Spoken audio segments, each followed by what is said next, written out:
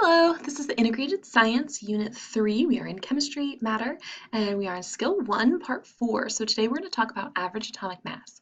To do average atomic mass, you are going to need a calculator. So if you don't have a real calculator, freeze this video, go get a real calculator and come back. Okay, so let's start. So what is the average atomic mass and where can you find that information?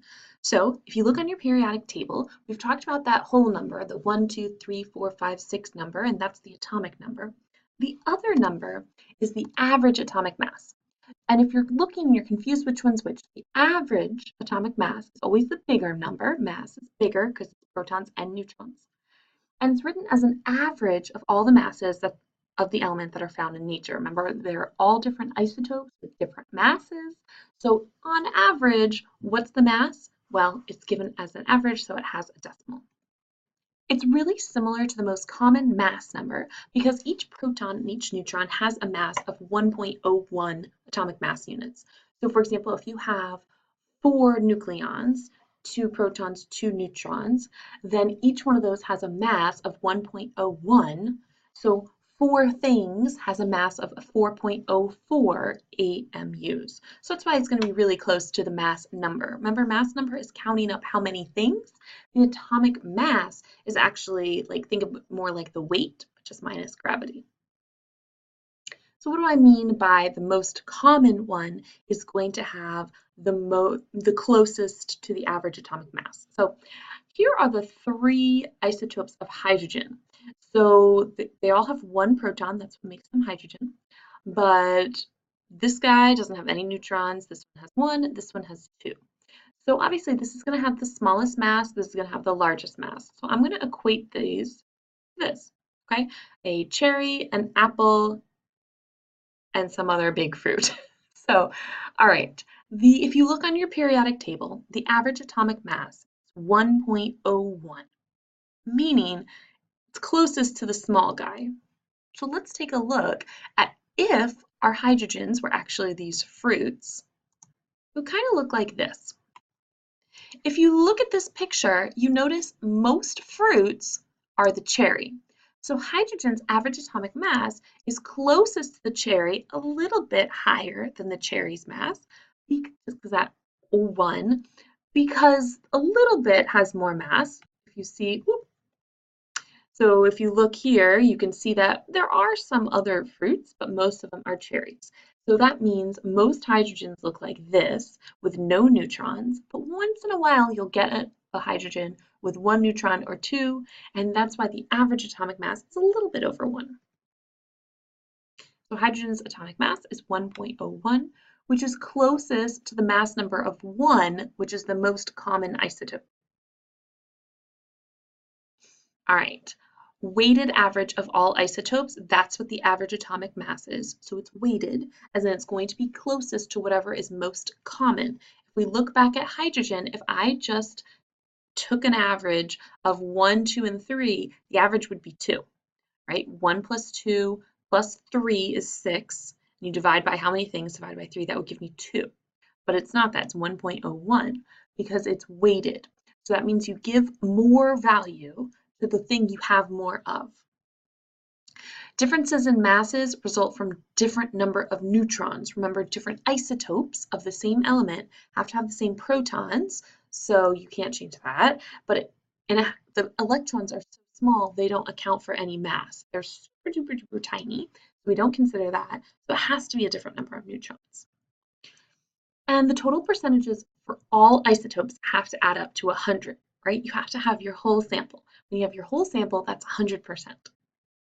And the unit is atomic mass units, so AMUs for short, and that's just how we measure things at the microscopic scale, well, the submicroscopic scale, really.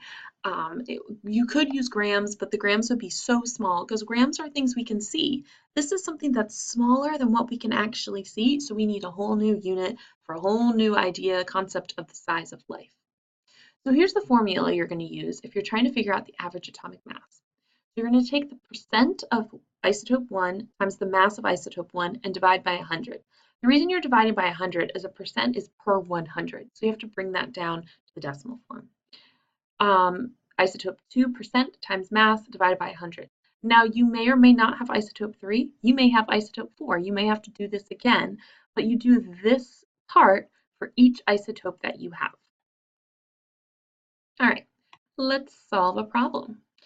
So here's our formula, just to remind you, and we're going to calculate the average atomic mass of oxygen if its abundance in nature is 99.76% oxygen 16. Remember, the mass number goes on top. 0.04 oxygen 17 and 0.20 oxygen 18.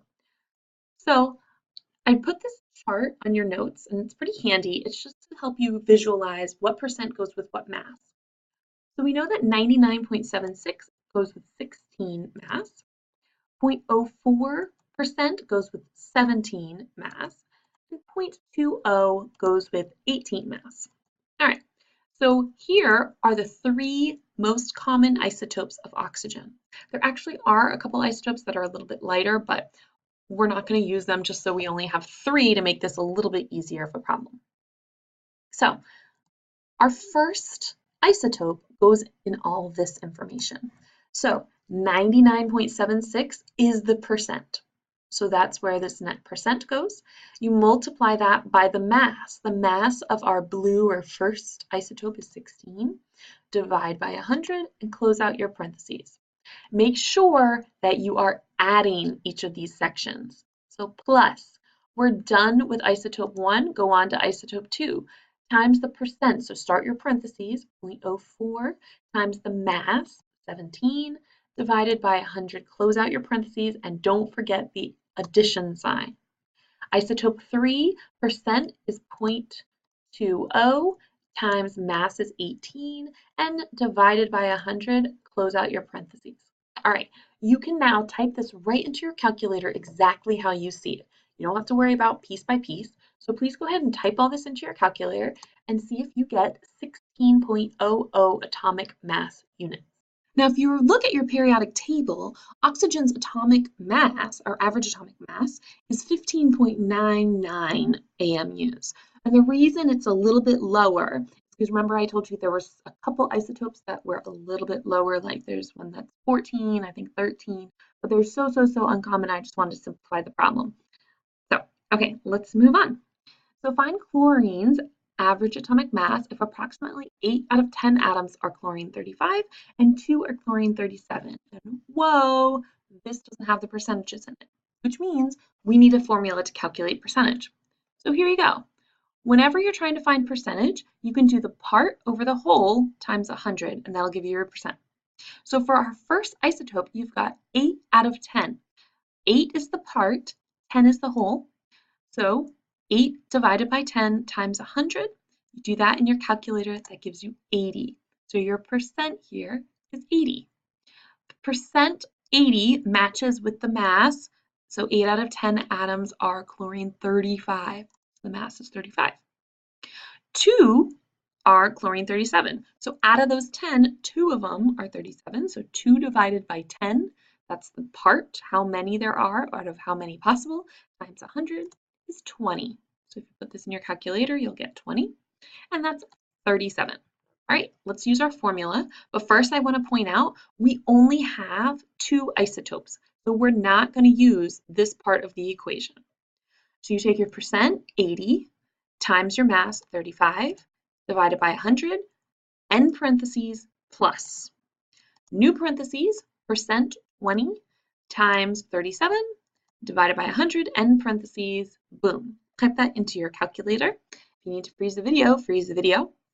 The answer is 35.40 atomic mass units. Let's do another one.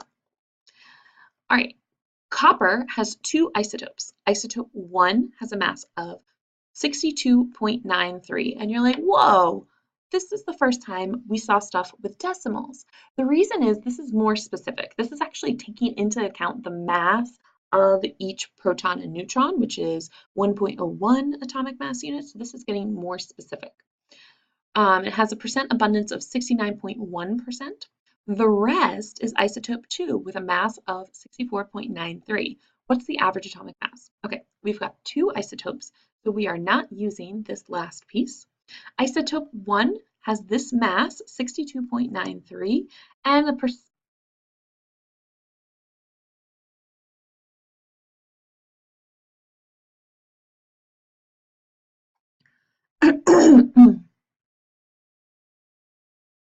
When we're reading, we see isotope 1 has a mass of 62.93.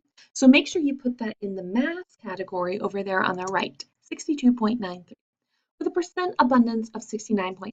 So that goes in the percent category. The rest of the isotope has a mass of 64.93. So we don't know what the percent is, but we know the mass is 64.93. All right, these percentages have to add up to 100%. So 69.1 plus what gives us 100?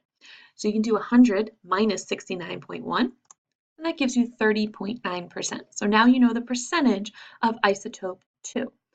This is why this chart is really helpful. It helps you see, okay, I don't have that piece, I need to solve for it. And then you just do like we did before. 69.1 times 62.93 divided by 100, close parentheses, add. Start new parentheses. 30.9 times 64.93 divided by 100, close parentheses, boom, you're done. So you type this into your calculator. The average atomic mass of copper is going to be 63.548 atomic mass units. Okay, now it's your turn. So magnesium has 3 isotopes. It is 78.99% with a mass of 23.9850 atomic mass units, 10% with a mass of 24.9858 atomic mass units, and the rest, meaning you need to figure out that percentage, has a mass of 25.9826 atomic mass units. So what is the average atomic mass? All right, you want to do the work. Here is your answer. Make sure that you get 24.305 atomic mass units for magnesium. If not, you need to come talk to me or someone else that can help you. Otherwise, I'll see you in the next video.